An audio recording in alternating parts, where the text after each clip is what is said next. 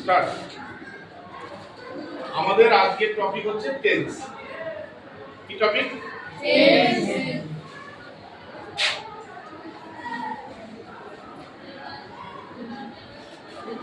কি স্পেলিংটা লিখেছি? টেন্স। বাংলায় কি বলে তাকে?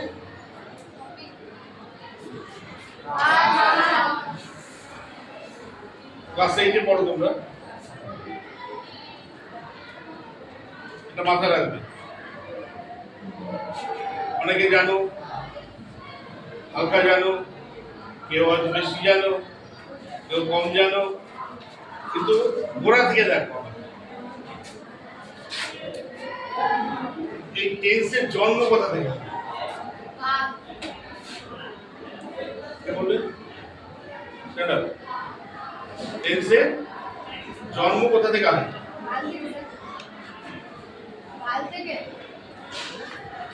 টেন্সের জন্ম হচ্ছে ভার্ব থেকে টেন্স তৈরি হয়। যদি ভার্ব না থাকতো তাহলে টেন্স করতে হতো না।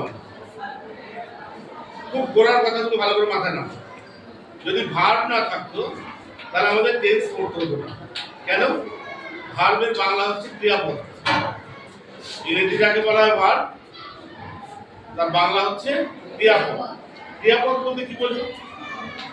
কোনো কাজ করা বোঝাবে এমন শব্দকে বলা হয় ভার্ব। তাহলে কাজ মানে হচ্ছে অ্যাকশন। আমরা কি করি, কি করেছি, কি করব, এসব নিয়েই হচ্ছে বাক্য তৈরি হচ্ছে, সেন্টেন্স তৈরি হচ্ছে। ক্লাসে কোনো কথা হবে না। যদি ভার্ব না থাকতো তাহলে আমাদের বাক্য তৈরি হতো না, সেন্টেন্স তৈরি করতে হতো না। ভার্ব কি করে? আমাদের বাক্য তৈরিতে সাহায্য করে। সেন্টেন্স যাকে বলি আমরা, সেন্টেন্স, সেন্টেন্সকে বাংলায় বলা হয় কি? বাক্য। এই সেন্টেন্স তৈরি হয় ভার্ব দিয়ে।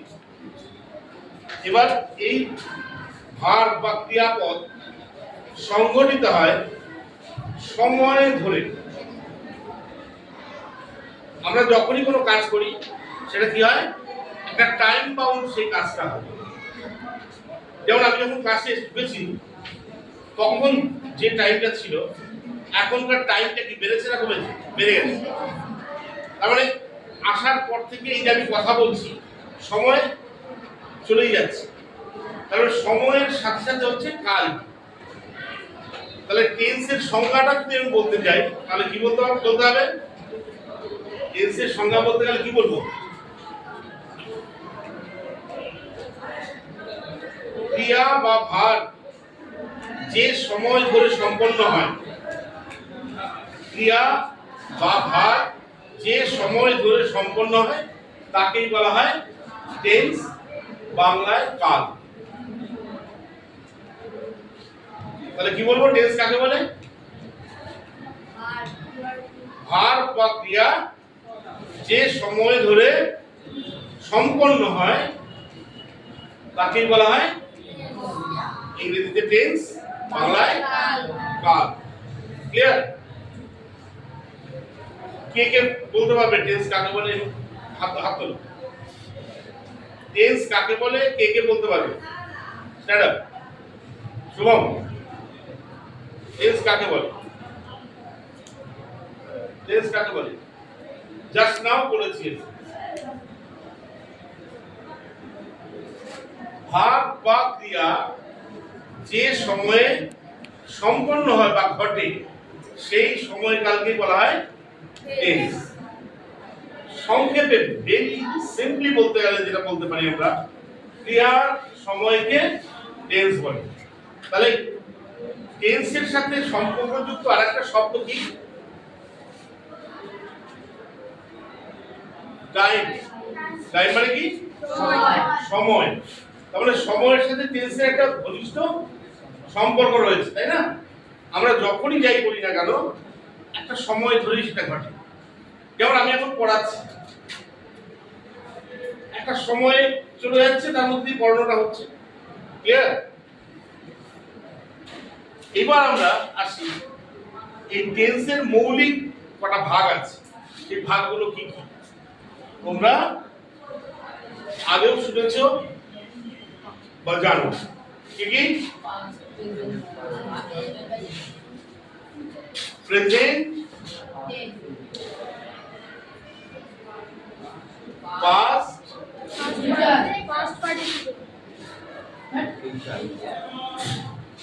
Present, past, future. এটা হচ্ছে তিনটে মৌলিক ভাগ। কিসের তিনটে মৌলিক ভাগ? টেন্সের তিনটে মৌলিক ভাগ হচ্ছে প্রেজেন্ট, পাস্ট, ফিউচার। খুব সংক্ষেপে এবং খুব দ্রুততার সাথে তুমি বুঝে যাবে। আমি এখন পড়াচ্ছি, এটা হচ্ছে বর্তমান। আমি এখানে দাঁড়িয়ে পড়াচ্ছি, তোমরা শুনছো, এটা হচ্ছে বর্তমান। আমি এখনই আবার ধরবো, জিজ্ঞেস করবো, যে মন দিয়ে শুনবে সে বলতে পারবে, যে শুনবে না পারবে না। বর্তমান আমি পড়াচ্ছি, এটা হচ্ছে প্রেজেন্ট। গতকাল আমি ক্লাসে এসেছিলাম, সেটা পাস্ট, অতীত। প্রেজেন্ট বর্তমান, পাস্ট হচ্ছে অতীত, ফিউচার হচ্ছে ভবিষ্যৎ। আগামীকাল, আজকে কত তারিখ? 3 তারিখ। কালকে কত তারিখ হবে? 4 তারিখ। তাহলে এটা কত? এটা কত তারিখ? 3 তারিখ। আজকে হচ্ছে 3 তারিখ। গতকাল কি ছিল? 2 তারিখ। কালকে কি হবে? 4 তারিখ। তার মানে এই তিনটে জিনিসের মধ্যে পরিষ্কার বোঝা যাচ্ছে বর্তমানে যে কাজ হয় সেটা হচ্ছে প্রেজেন্ট টেন্স, অতীতে যে কাজটা হয়ে গেছে সেটা পাস্ট টেন্স, আগামী বা ভবিষ্যতে যেটা হবে সেটা হচ্ছে ফিউচার। ক্লিয়ার? কারণ কি হাত হলো এই বর্তমান, অতীত, ভবিষ্যতের যে সেন্স, ক্লিয়ার তো? ওকে। আচ্ছা, এইবার আবার আসি, আরেকটু গভীরে যাই। এই যে প্রেজেন্ট টেন্স আছে, এই প্রেজেন্টকে আবার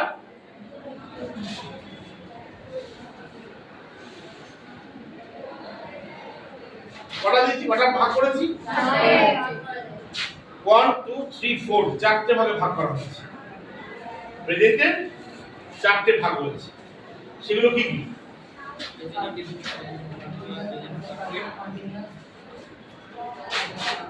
simple present tense,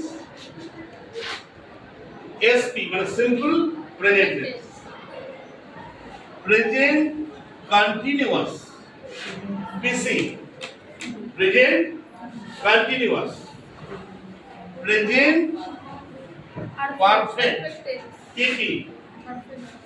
present perfect continuous, P P C. সংক্ষেপে যে লিখেছি আমি, হয়ে যাচ্ছে? এসপি মানে সিম্পল প্রেজেন্ট। ক্লিয়ার?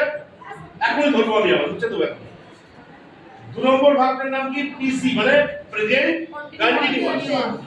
3 নম্বর ভাগটার নাম কি? Present perfect. Present perfect. 4 নম্বর ভাগটার নাম present present perfect perfect continuous. Continuous. Nice. এই যে চারটি ভাগে কেন করা হলো, এত ভাগগুলো কেন হচ্ছে? সময়কে খুব সূক্ষ্মভাবে সময়কে ধরার জন্য। মানে আমাদের যে কাজকর্মগুলো ঘটছে পৃথিবীতে, আমরা যা করছি বা যা ঘটছে, সেই সময়ের গ্রামে যে কাজগুলো ঘটছে সেটাকে সূক্ষ্মভাবে ধরার জন্য এই ভাগগুলো করা হয়েছে। বুঝতে পারলাম? আবার চারটে ভাগ করার কারণটা কি? কারণটা হচ্ছে সময়কে আরো সূক্ষ্মভাবে ধরা। সেটা কেমন? একবার শুনলে আর জীবনে ভুল হবে না যদি মন দিয়ে শোনা যায়, যে কোনো কাজ। সিম্পল প্রেজেন্ট, সিম্পল প্রেজেন্ট কি? সাধারণভাবে যখন কোনো কাজ হয় বা ঘটে, আমি একটু এখানে লিখছি, সিম্পল প্রেজেন্ট হয় বা ঘটে। হয় বা ঘটে যদি এরকম বোঝায় তাহলে সেটা হয় সিম্পল প্রেজেন্ট। আবার হচ্ছে বা ঘটছে কোনো কাজ, তখন সেটা হবে প্রেজেন্ট কন্টিনিউয়াস। আচ্ছা, হয় আর হচ্ছে কি এক কথা হলো? ছেলেটি বাড়ি যায়, সিম্পলি বুঝতে পারছি একটা কাজ হয়। ছেলেটি বাড়ি যাচ্ছে, এখনো এই মুহূর্তে যাচ্ছে। না না, যাচ্ছে বললে কি হচ্ছে? যায় আর যাচ্ছে তফাৎ কি? যায় আর যাচ্ছে তফাৎ কি? যায় হচ্ছে সিম্পলি কাজটাকে বলে, আর যাচ্ছে বলে গতিশীল। যাচ্ছে মানে কি? গতিশীল। আসছে মানে কি? কাজের একটা মুভমেন্ট রয়েছে, গতি রয়েছে। তাহলে সেটা বোঝাতে গেলে কি হচ্ছে? প্রেজেন্ট কন্টিনিউয়াস ইউজ করব। আবার যদি বলে হয়েছে, দেখো এই ফলো করো, আমি কিন্তু হয়টাকে পরপর টানছি। হয়, হচ্ছে, হয়েছে বা ঘটেছে। ঘটেছে, হয়েছে বা ঘটেছে, এরকম যদি হয় তখন সেটা হবে কি? Present perfect tense. Clear? Clear? আবার এই হয়েছে বা ঘটেছে এটা যদি একটু পরিবর্তন হয়ে দুদিন ধরে বৃষ্টি হচ্ছে, দুদিন ধরে হচ্ছে, তখন সেটা হবে প্রেজেন্ট পারফেক্ট কন্টিনিউয়াস। দুদিন ধরে হচ্ছে, এতক্ষণ কোনো টাইম বাউন্ড ছিল? কোনো টাইম উল্লেখ করা ছিল? এবারে কি হলো? টাইম উল্লেখ করে দেওয়া হয়েছে। দুদিন ধরে বৃষ্টি হচ্ছে, 5 মিনিট ধরে আঁকছে, ছেলেটি 5 মিনিট ধরে আঁকছে, তার মানে এখানকার টাইম উল্লেখ করেছে। তাহলে পরপর যদি হয়, হচ্ছে, হয়েছে, দুদিন ধরে হচ্ছে, তাহলে পার্থক্যগুলো পরপর হয়ে যাচ্ছে। এবার তোমাদেরকে পরবর্তী ক্লাসে স্ট্রাকচার সম্পর্কে, এগুলোর স্ট্রাকচার কিভাবে সেগুলোকে সেন্টেন্স স্ট্রাকচার শিখবে সেটা বোঝানো হবে। Here is the end of our class today. Thank you everybody for keeping silence in class. Thank you.